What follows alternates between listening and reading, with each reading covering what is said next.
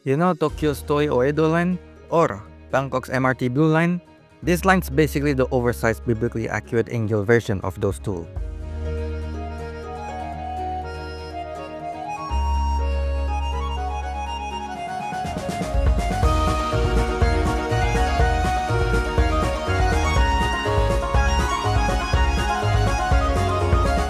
Like most railways in Jakarta, the tracks that this line uses are very old. The section of track going from Jakarta Kota to Bekasi via Senen opened in 1887, and the extension to Cikarang was opened in 1890. Meanwhile, the section of track going from Jakarta Kota to Rangkas Bitung via Angke and Tanah Abang was opened in 1899. The tracks connecting Jatinegara with Manggarai was opened in 1918, while the one connecting Manggarai with Tanah Abang was opened in 1922. While parts of the loop were electrified in the 1920s, it wasn't until the 1980s when the whole loop was electrified. The tracks from Jatinegara to Bekasi were electrified in 1992, and from Bekasi to Cikarang in 2017. Before the 2022 switchover, the Cikarang line was mainly a single line connecting Bekasi and then later Cikarang with Jakarta Kota, with most trains going via Manggarai and a limited number going via Senen. This all changed in the 2022 switchover, when this line essentially formed a bidirectional loop around central Jakarta with a tail headed to Cikarang. Based on my calculations in Google Maps, the Cikarang line is about 60 kilometers long. This is the value I got started in Cikarang, passing by Jatinegara, Manggarai, Kampung Bandan, Senen, and back to Jatinegara. So this would be how long the physical tracks are. However, going from Cikarang to Cikarang while doing a full loop is a distance of 92 kilometers, which will be the longest possible service type in this line. The entire line consists of either double track or quad track. The section of track between Rajawali and Kemayoran, along with Jatinegara and Bekasi, are quad track. There are 27 stations. On the tail section of the line, stations are spread every 1.4 to 4.3 kilometers. Inside the loop, however, station gaps get a whole lot weirder. Some stations like the Karet, Sudirman Baru, and Sudirman Trio are only 400 meters apart from each other, which is quite extreme given the fact that the trains themselves can range from 160 to 240 meters long. Other stations, like Angke and Kampung Bandan, are over 4 kilometers apart. Stations vary from simple two-side platform stations like Sudirman to entire complexes like Manggarai. Trains run on 1067mm narrow gauge track, powered by 1500 volts DC overhead wires. The top speed of the line is 95 km per hour on the section of track between Jatinegara and Cikarang. Inside the loop, top speeds can vary quite a bit, but the fastest section is the section between Duri and Tanah Abang with an 80 km per hour speed limit. Most other parts of the loop get 70. Speaking of trains, you can see every kind of train here: GR205s, Tokyo Metro 6000s, and the new SFC 120Vs. This is where things get crazy, so if you're just a regular user, all you need to know is that trains start in either Bekasi or Cikarang. They can do a full loop both clockwise, aka via Manggarai, and counterclockwise, aka via Senen. Some trains do the half loop, aka half racket, almost always via Manggarai since that's the most crowded section. Half racket services terminate in Kampung Bandan or Angke. This means that the most frequent section of the line is between Angke, Manggarai, and Bekasi. Now to the insanity. After staring at the Cikarang line schedule for many hours late at night, I came to the conclusion that there's three main categories of service: full racket, aka trains doing the full loop; half racket, aka trains doing part of the loop; and miscellaneous, aka the weird ones. So there's the full racket via Manggarai that starts and ends in Bekasi, full racket via Manggarai that starts in Cikarang and ends in Bekasi, full racket via Senen that starts in Bekasi and ends in Cikarang, full racket via Senen that starts in Cikarang and ends in Bekasi, and here's the weird one, a full racket via Senen that starts in Bekasi and ends in Tambun, a station located between Bekasi and Cikarang. So while most trains terminate in either Bekasi and Cikarang, some terminate and or start in Tambun. So that's at least 5 different types of full racket. Then we get the half racket services. Most half loop trains go via Manggarai. I've found Cikarang-Kampung Bandan, Cikarang-Angke, Angke Bekasi, and Bekasi Kampung Bandan. However, there's also the pretty rare half loop via Senen, except it's more like 4/5 of a loop. So, departure 6011 starts in Bekasi and heads to Kampung Bandan via Senen. It arrives there in 2:08. Presumably, the same train, correct me if I'm wrong, leaves Kampung Bandan at 8:02 bound for Manggarai. Another rare service pattern is the half racket that starts and terminates in Tambun, such as the 5169B that starts in Tambun and ends in Angke, so that's at least 6 different types of half racket. And things get even weirder still. How about trains that don't enter the tail section of the line at all? Meet departure 5707B. It starts in Manggarai and ends in Kampung Bandan, reaching it at 6:53 am. The next departure in Kampung Bandan is the 5708B at 7:03 am, which goes back to Manggarai. So I'm guessing this train just goes back and forth between Kampung Bandan and Manggarai. How about services that only enter a tiny fraction of the loop? Meet the 5195. It starts in Cikarang and ends in Manggarai. How about a train that just straight up leaves the Cikarang line? 6085 starts in Cikarang and the 6083 starts in Bekasi, and both end up in Jakarta Kota via Senen. So trains that go from Bekasi or Cikarang to Kota have very limited departures. Trains mainly head to Kota at night and head to Cikarang or Bekasi in the very early morning. So that's at least 4 additional weird service patterns. In total, there's at least 15 different service patterns. There might be more that I have missed. The Cikarang line is generally very frequent, second only to the Bogor line. A sampling of the schedule in Sudirman Station from 11 am to 12 noon shows 8 trains headed to Bekasi or Cikarang and 8 trains headed to Kampung Bandan or Angke. So on average, wait times are less than 10 minutes. You will be fine as long as you stay between Angke and Bekasi via Manggarai. If you're feeling a bit risque, you could venture east beyond Bekasi. Maybe head towards Metlen Telaga Murni, which is a station just before Cikarang. There you'll see 7 trains, 4 headed to Jakarta and 3 to Cikarang within the hour. Even then, those 4 trains are all going via Manggarai. So overall, an average wait time of between 15 to 20 minutes. But this shows the real disaster.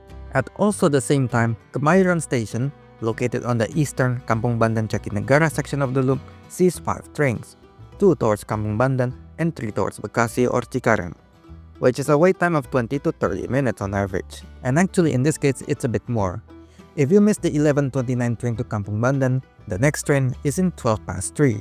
Also notice how I took the sample in Kemayoran and not Pasar Senen. That's because Senen is a unidirectional station, only serving trains northbound to Kampung Bandan. When it comes to punctuality, Cikarang line trains are often late, as there's still a lot of section of double track that still needs to handle both commuter line trains and intercity trains. Delays of 2, 5, even 10 minutes are common. We are starting in the station that acts like the hinge that holds this whole line together, Jatinegara, which is a pretty big station and for a reason. First, this is where the via Manggarai and via Senen trains split, and they get different platforms unlike in the rest of the tail section of the line. This station also serves, or at least is passed by, intercity trains, and a lot of them to be precise, as both the ones that terminate in Gambir and Senen have to stop or at least go through this station. The station is also directly connected to Transjakarta Corridor 11 and 5, and while not directly connected, it is still reasonably possible to walk to Corridor 10. Matraman is actually the newest station in this line, being opened in 2022, and unlike other smaller stations that tend to use 2 side platforms, this station uses 1 island platform instead. This station mainly helps transfers to Transjakarta Corridor 5. Manggarai is where the Cikarang line meets the Bogor line. The Cikarang line stops at the bottom floor, while the Bogor line stops at the top floor. Outside, you can transfer to Transjakarta Corridor 4. LRT Jakarta Phase 1B is currently under construction, and it will connect the existing LRT here.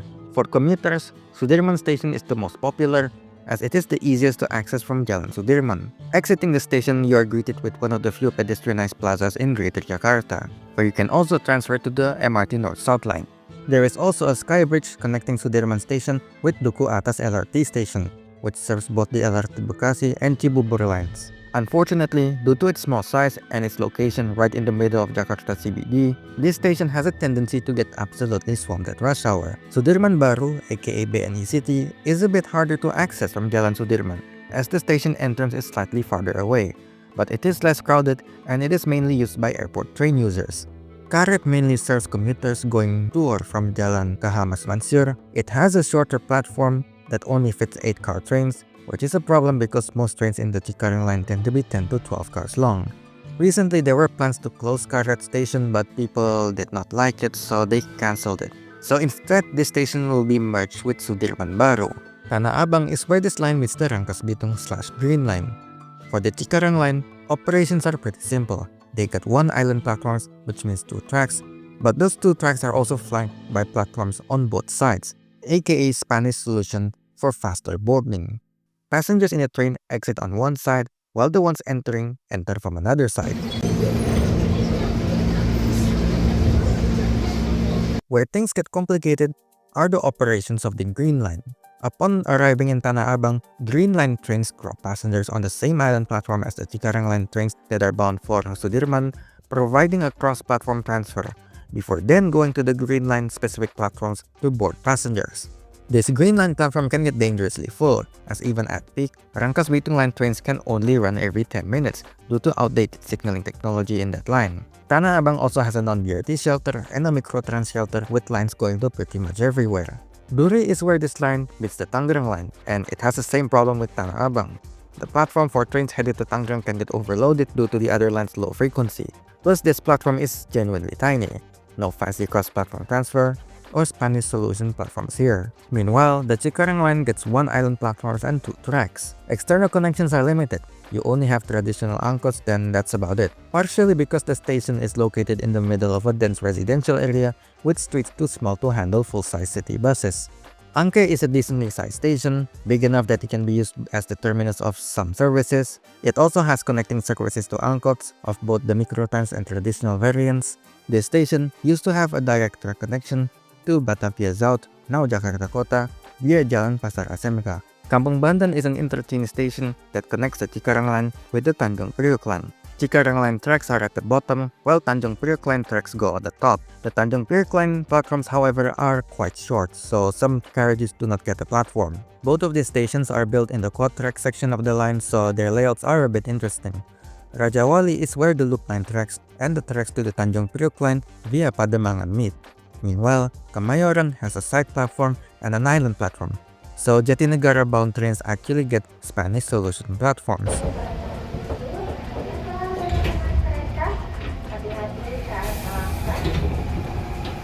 Pasar Senen is one of Jakarta's main intercity train stations. As previously mentioned, only northbound commuter line trains serve this station, but there are some exceptions. During midnights and early mornings, southbound trains to Bekasi and Cikarang actually stop here. But still, this unidirectional service only thing is kind of a problem because the area around Pasar Senen is actually full of activity. There's a market, mall, bus terminal, and an interchange where Transjakarta corridors 2, 5, and 14 meet. Gang Setyong and Kramat are two small stations, but they have a history. There used to be tracks that connect these two stations to Tanah Abang. This was the old alignment of the southern side of the loop before it got moved south to where the Tanah Abang, Sudirman, Manggarai, Jatinegara tracks are now. Pondok Jati is a small station located within walking distance to both Matraman Station and Kesatrian BRT shelter, serving Corridor 5. Moving to the tail section of the line, we have Klender, a station with 4 tracks. The 2 northern tracks do not have platforms, as therefore intercity trains that generally run express, while the 2 southern tracks share an island platform. Buaran, Klender Baru, and Kranji also share this layout.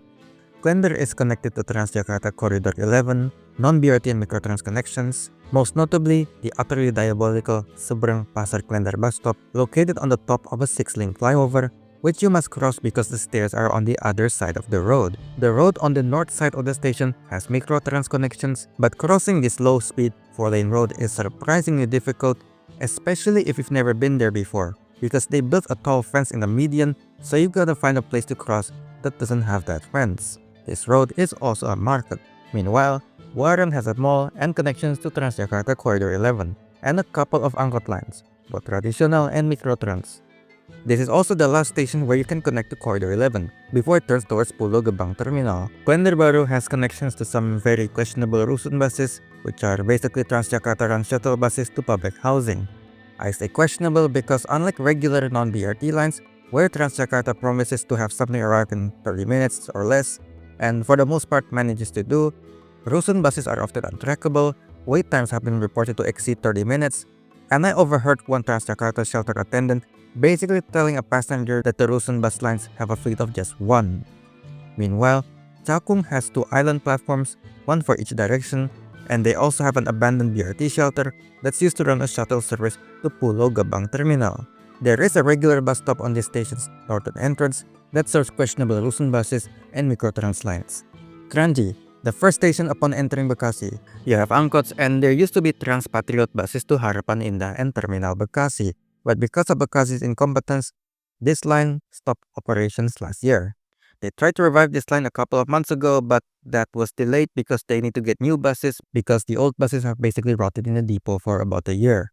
Bekasi is the main and largest train station in Bekasi with 4 island platforms, 2 for intercity trains and 2 for commuter line trains. Unfortunately, for such a large station, there doesn't seem to be any good public transport outside. There are only angkots. One noticeable misconnection is the fact that there is no angkot connecting this station to Sumarekon Mall Bekasi, one of the largest malls there. Bekasi Timur is a station with 1 island platform and 2 tracks. The station is located within a 10-minute walk to Bekasi Terminal, where you can find regional and intercity buses. Tambun has 2 island platforms, 1 for each direction. I should mention that Tambun and Cibutong got rid of their level crossings. Cars passing by the road next to the station will need to use the underpass. For connecting transit, you have angkots and Transwibawa Mukti buses. While there is no transit to Grand Wisata, a new development located nearby, it is close enough that Gojek won't break the wallet. Cibutong has an island platform, it is surrounded by houses and has angkots. Metlen Telaga Murni is a relatively new station opened in 2019. It mainly serves Metlen Cibutong, a new town developed by Metlen, so plus points for TOD. However, there is no connecting transit here, not even angkots. Cikarang is the terminus of this line. It has connections to intercity and local trains. Outside you have angkots, both traditional and modern angkots. The modern ones go to President University in Jababeka, and of course, Transwibawa Mukti buses. I've identified 3 locations where new stations could be built. First would be Tomang Station, located under or next to the Tomang Raya Bridge. This station would connect this line with Transjakarta Corridor 8 via a new BRT shelter located next to said station. So say someone living in Bekasi works in Central Park. They do not need to take the convoluted 8M from Tanah Abang, they can just take the 8. Next is Roxy, a station located right next to ITC Roxy Mas and will provide connections to said trade center and to Transjakarta Corridor 3, though a new BRT shelter would also need to be built near ITC Roxy. Last is Batavia North, a station located between Angke and Kampung Bandan and north of the old town.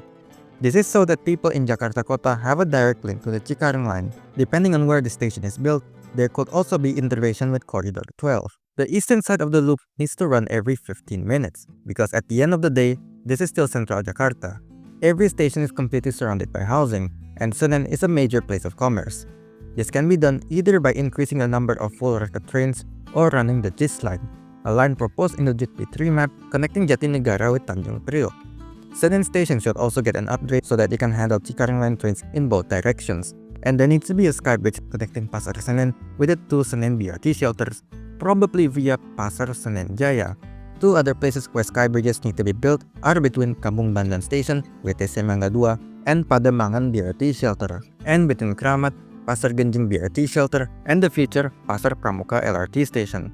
This shows that the Cikarang line, and especially the Jatinegara-Senen Kampung Bandan section, is poorly integrated with other modes of transit. Verdict: after using this line again and again, both at and off-peak, I have decided that despite this line's flaws in frequency in some areas and punctuality, I think I've been a bit too harsh with this line. I won't mention the tier because I'm also adjusting the scores of all the other lines. Let's just say while it's not as good as the Bogor line, it is neck and neck with the Rangkas Bitung line.